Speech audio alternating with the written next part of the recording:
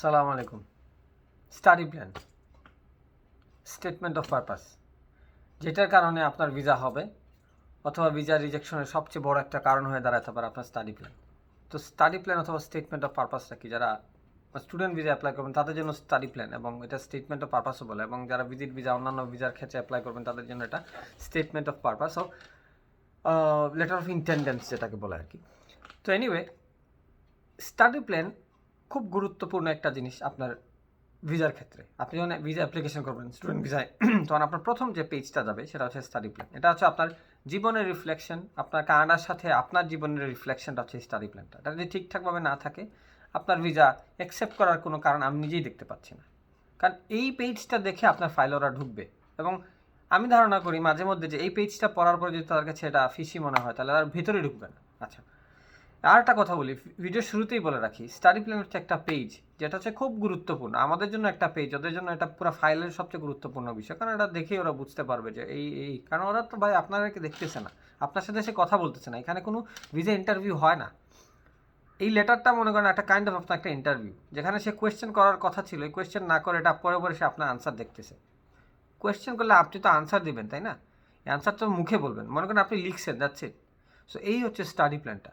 তো স্টাডি প্ল্যানটা যদি মনে করেন আপনার খুব সুন্দর থাকে, তাহলে সে খুব ইন্টারেস্টেড হয়ে যাবে, আমি ধারণা করতেছি। এই হচ্ছে গুরুত্বপূর্ণ বিষয় যাবো স্টাডি প্ল্যান। তো এখন স্টাডি প্ল্যান নিয়ে আমি আজকে 3টা স্ট্র্যাটেজি মেনশন করবো। হোয়াট ইজ স্টাডি প্ল্যান, যেটা আমি বলবো এখন প্রথমে বলবো what is study plan, actually study প্ল্যানটা কী, অথবা লেটার অফ ইন্টেন্স ফর অন্যান্য ভিসার ক্ষেত্রে লেটার অফ ইন্টেন্স যেটা, কী কী থাকা উচিত, অথবা আপনি কীভাবে প্ল্যান করতে পারেন, how to right it. Number 3 হচ্ছে কোন কোন স্ট্র্যাটেজিতে আপনি এটা লিখতে পারেন। আচ্ছা, তো স্ট্র্যাটেজি খুব একটা বেশি বলবো না, তা আমার নলেজ থেকে যেগুলো আমি সাজেস্ট করতে পারি এগুলো বলতে পারি। সো এখন শুরু করি, what is study plan. Study plan হচ্ছে আপনি কানাডা আসতে চাচ্ছেন।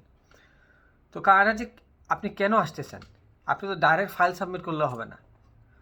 আপনি মনে করেন যে স্টুডেন্ট ভিসা একটা ইউনিভার্সিটি অ্যাডমিশন নিলেন, আপনি বাংলাদেশে পড়াশোনা করছেন, আপনি কানাডায় পড়াশোনা করতে চাচ্ছেন, হয়তো মাঝখানে আপনি জব করছেন বাংলাদেশে, তারপরে আপনার জীবনের প্ল্যান কি, এই জিনিসগুলো আপনি একটা প্ল্যানের মধ্যে লিখবেন।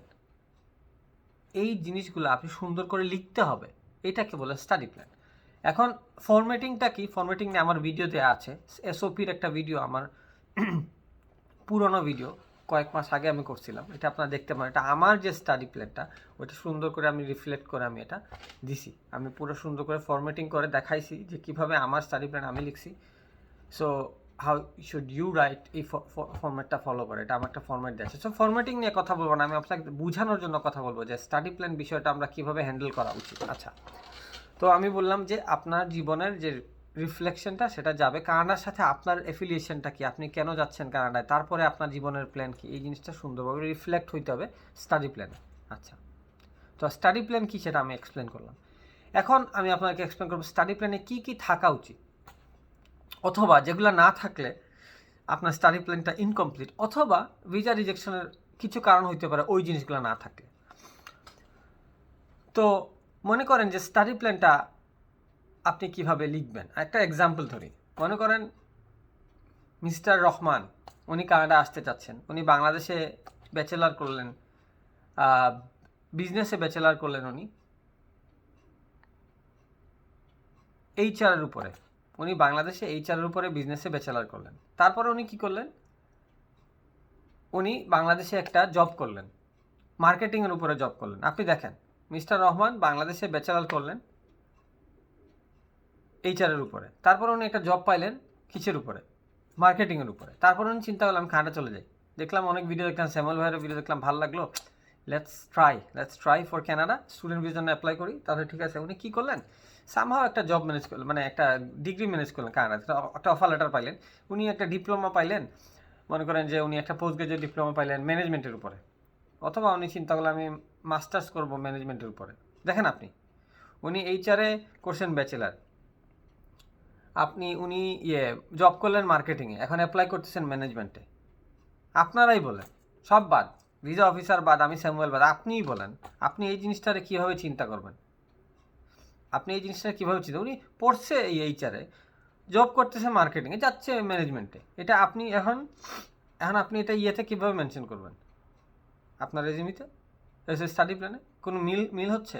অথবা মনে করেন যে আপনি বাংলাদেশে, আমরা তো বাংলাদেশে অনেক সাবজেক্টে পড়ি, কিন্তু ঘুরে ফিরে আমাদেরকে মনে করেন আপনি বাংলাদেশে পড়লেন সোশিওলজিতে, আন্ডারগ্রেড করলেন, এখন আপনি বাংলাদেশে একটা ব্যাংকে ঢুকে আপনি বাংলাদেশে ব্যাংক মানে ফাইন্যান্স সেক্টরে ঢুকলেন, এখন আপনি কানাডায় চিন্তা করলেন আপনি পড়াশোনা করবেন, কানাডায় মনে করেন যে চিন্তা করলে আমি একটা ডিগ্রি করি, এটা মনে করেন যে এরকম ম্যানেজমেন্ট একটা ডিগ্রি করি আমি, তো ঘুরে ফিরে আবার আপনি কোনোভাবে মিলাইতে মিলতেছে না। কিন্তু স্টেটমেন্ট অফ পারপাসে মনে করেন যে আপনি এই ক্রিটিক্যাল সিচুয়েশনটা আমি যদি এক্সপ্লেন করি, মনে করেন এটাই আপনি অ্যাপ্লাই করতেছেন, দ্যাট ইজ নো অপশন, আপনাকে ম্যানেজমেন্টে অ্যাপ্লাই করতে হবে, তখন স্টেটমেন্ট অফ পারপাসে আপনাকে কয়েকটা জিনিস মেনশন করতে হবে। দেখেন আমি একটা এক্সাম্পল দিচ্ছি, এটা তো আর অ্যাবসলিউট কিছু না, এইভাবে আপনাদেরকে স্টাডি প্ল্যান লিখতে হবে। প্রথমে আপনি যখন স্টেটমেন্টস অফ পারপাস লেখা শুরু করবেন তখন বলবেন যে দেখো, সো আই স্টাডিড বাংলাদেশে আমি ব্যাচেলার পড়াশোনা করি, ব্যাচেলার পড়াশোনা করার পরে আমাকে মার্কেটিংয়ে জবে ঢুকতে হয়, মার্কেটিংয়ে জবে ঢোকার পরে আমার কাছে মনে হয় যে আমি মার্কেটিংয়ে জবে ভালো করতে পারবো না, কারণ আমার ব্যাকগ্রাউন্ড নাই, কিন্তু আমি ম্যানেজমেন্ট সেক্টরে উঠতে চাই, আমি একটা কোম্পানির ম্যানেজমেন্ট লেভেলে উঠতে চাই। ম্যানেজমেন্ট লেভেলে যখন উঠার জন্য আমার একটা ম্যানেজমেন্ট ডিগ্রি দরকার আছে, নাহলে আমি এই মার্কেটিংয়ের এক্সপিরিয়েন্স দিয়ে, এইচআরের ব্যাকগ্রাউন্ড স্টাডি দিয়ে আমি কিন্তু টপ ম্যানেজমেন্টে যেতে পারবো না। তো এখন আমি ম্যানেজমেন্টে যদি কানাডায়, তখন আপনি প্রথমে বললেন যে 3টা প্যারা, কিন্তু আপনার জন্য 3টা প্যারা হয়। তো তখন আপনি বললেন যে আমি যদি একটা স্পেসিফিক ম্যানেজমেন্টের ডিগ্রি করতে পারি তাহলে আমার ক্যারিয়ারের জন্য খুব ভালো একটা ফ্রুটফুল জায়গা আমি চিন্তা করছি নিজেকে নিয়ে যেতে পারবো। এটা হচ্ছে স্টাডি প্ল্যানের আপনার প্রথম একটা প্যারা, 3টা প্যারা থাকে। দ্বিতীয় প্যারাতে আপনি বললেন যে আমার সব সময় ইচ্ছা ছিল, মানে কানাডা, আপনি তো কানাডা খুব ড্রিম ছিল বিধায় ধরে নিচ্ছি যে মানুষটা অ্যাপ্লাই করে তার কানাডা আসার ড্রিম ছিল, আমার সবসময় ইচ্ছা ছিল কানাডা পড়তে আসার, এবং this is genuinely true. North America এবং Canada is one of the best country for higher education, one of the best leading country. বাংলাদেশে আপনি নর্থ আমেরিকান ডিগ্রি নিয়ে যখন আসবেন, anywhere, even North South University, BRAC University, Dhaka University, বিভিন্ন ভালো ভালো university mention করা থাকে নর্থ আমেরিকান ডিগ্রি প্রেফারেবল, অন্য কোনো কান্ট্রি না। নর্থ আমেরিকা, ইভেন ইউকে, হ্যাঁ দেওয়া হয় স্টুডেন্টের যোগ্যতার উপরে, কিন্তু প্রেফারেবল থাকে নর্থ আমেরিকান ডিগ্রি, মনে রাখেন। USA, Canada, very good country for study. সবাই কিন্তু আসতে পারে না, অনেস্টলি স্পিকিং। এখন একটু শিথিল থাকে, আমরা চেষ্টা করতেছি, এই জন্য কনভিন্স করার চেষ্টা করছি আপনারা আসেন, do not miss this opportunity. দেখেন আপনার দ্বিতীয় প্যারার কথা বলতেছে, কিন্তু আপনি নর্থ আমেরিকান ডিগ্রিটা আপনি অ্যাপ্লাই করতেছেন, তো আপনি যে আমার খুব ইচ্ছা ছিল নর্থ আমেরিকান ডিগ্রি অ্যাচিভ করবো এবং এখানে education system is very good, আপনি প্রথমে লিখলেন কানাডা নিয়ে, তারপরে লিখলেন যে দেখেন যে আমি আপনাদের ইউনিভার্সিটি অফ এক্স, ওই ইউনিভার্সিটি অফ এক্সে আমি আপনাদের যে ম্যানেজমেন্ট একটা প্রোগ্রাম আছে, এই প্রোগ্রামটার যে কারিকুলামগুলো আছে আমার খুবই ভালো লাগছে। এই প্রোগ্রামগুলো পড়ার পরে, এই যে কারিকুলামগুলো কী কী আছে এগুলো পড়ার পরে দেখতে পেলাম আমার যে ফিউচারের যে প্ল্যান আছে ওইটার সাথে খুব সুন্দরভাবে অ্যালাইনমেন্ট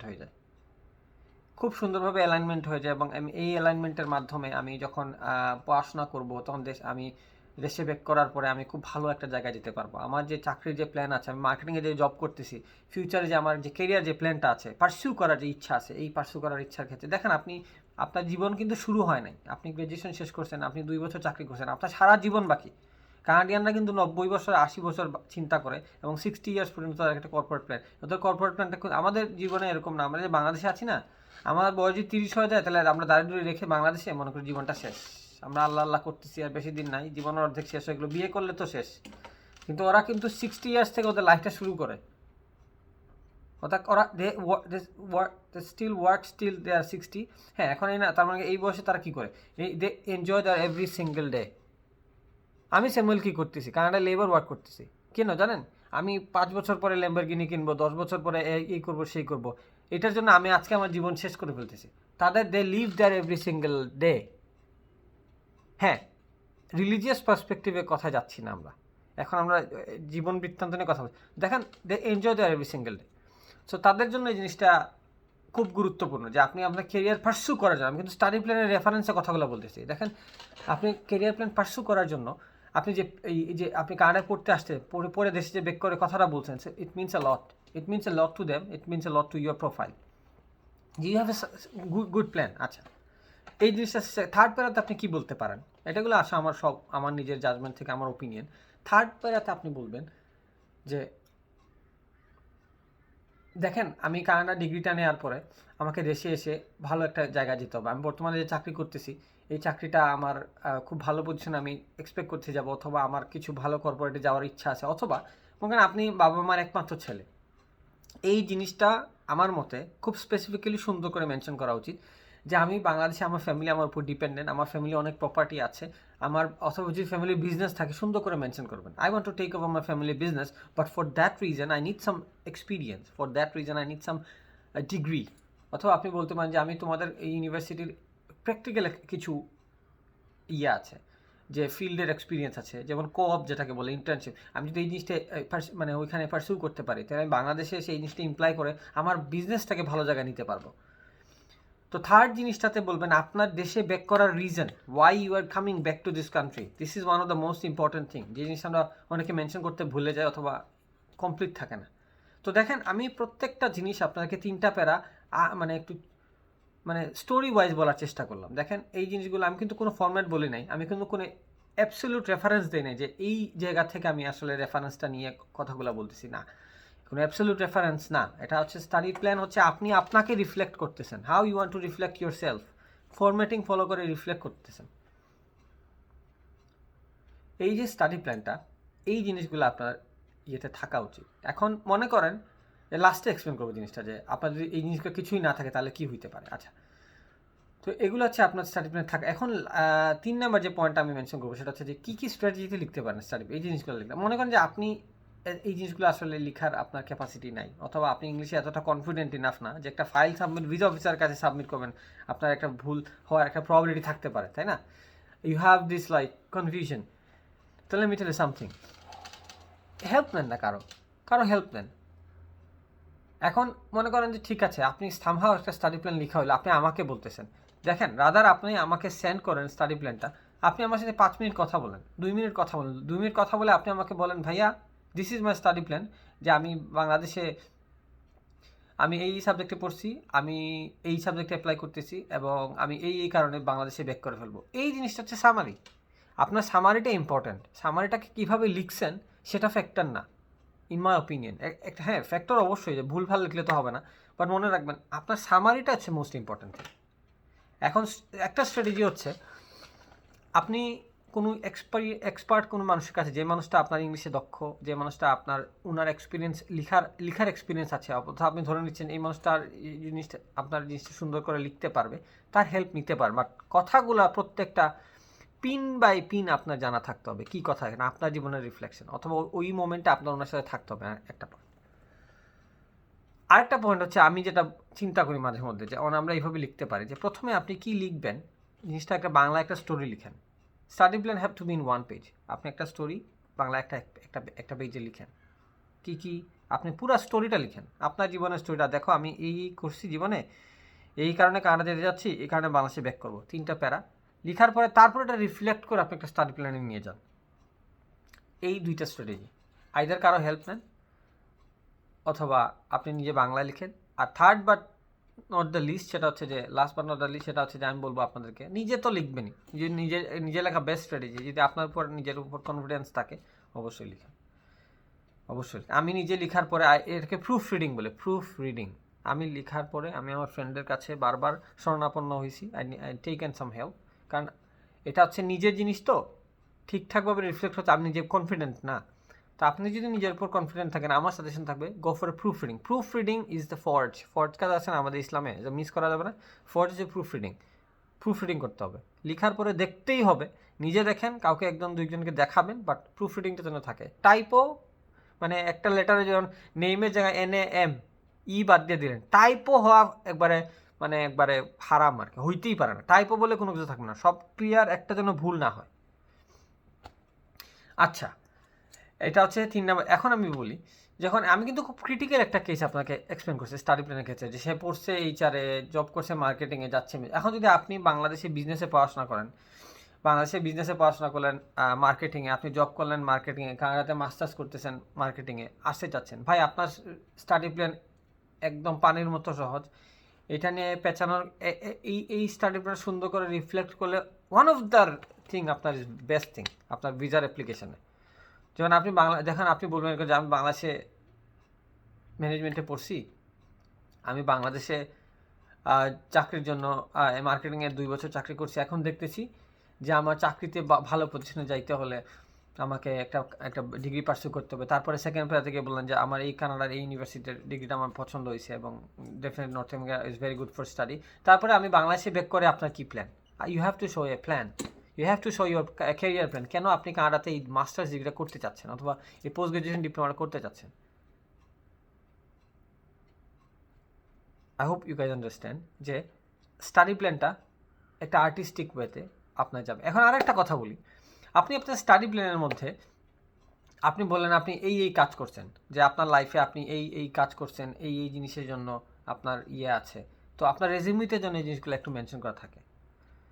আপনি মনে করেন যে দেখাইলেন বাংলাদেশে আমি চাকরি করছি, এখন আপনার রেজিউমিতে এই জিনিসটা মেনশন বাই এনি চান্স করলেন না, অথবা আপনি বাংলাদেশে রেজিউমিতে আপনি ঠিক স্টাডি প্ল্যানের মধ্যে রেজিউমি যাবে, রেজিউমিতে আপনি বিভিন্ন এক্সপিরিয়েন্স মেনশন করলেন, কিন্তু আপনার স্টাডি প্ল্যানের মধ্যে থাকবে না, এই যে কী জানি বলে লিঙ্ক থাকলো না, যে আপনি রেজিউমিতে এক্সপিরিয়েন্স মেনশন করছেন, স্টাডি প্ল্যানে কোনো এক্সপিরিয়েন্স মেনশন করা নাই। শুনুন একটা কথা বলি, study plan first of all আপনার রিফ্লেকশন এবং আপনার ভিসা ফাইলের সাথে যেন স্টাডি প্ল্যান একটা কানেকশন থাকে, আউট অফ নো এর জন্য এটা একবারে হয়ে না যায়, কানেকশন থাকতে হবে। তো আপনার স্টাডি প্ল্যানের সাথে আপনার ফাইলের কানেকশন থাকতে হবে, আপনি কি ফাইলে সাবমিট করছেন কোনোভাবে কানেক্ট করে। একটা কথা বলি, মনে রাখবেন কথাটা, স্টাডি প্ল্যান এমন একটা জিনিস যে ভিসা অফিসার তাদের কাছে হাজার হাজার ফাইল যায়, তারা যখন ফাইলটা ওপেন করে স্টাডি প্ল্যানের 1-2 লাইন পড়ে তারা ইমিডিয়েট কিন্তু বুঝে যায়। একজন টিচার যখন আমাদের পরীক্ষার খাতা দেখেন, খাতার 1-2 লাইন পড়ার পরে ওনাদের এই দক্ষতাটুকু আছে যে ছাত্রটা কি লিখছে,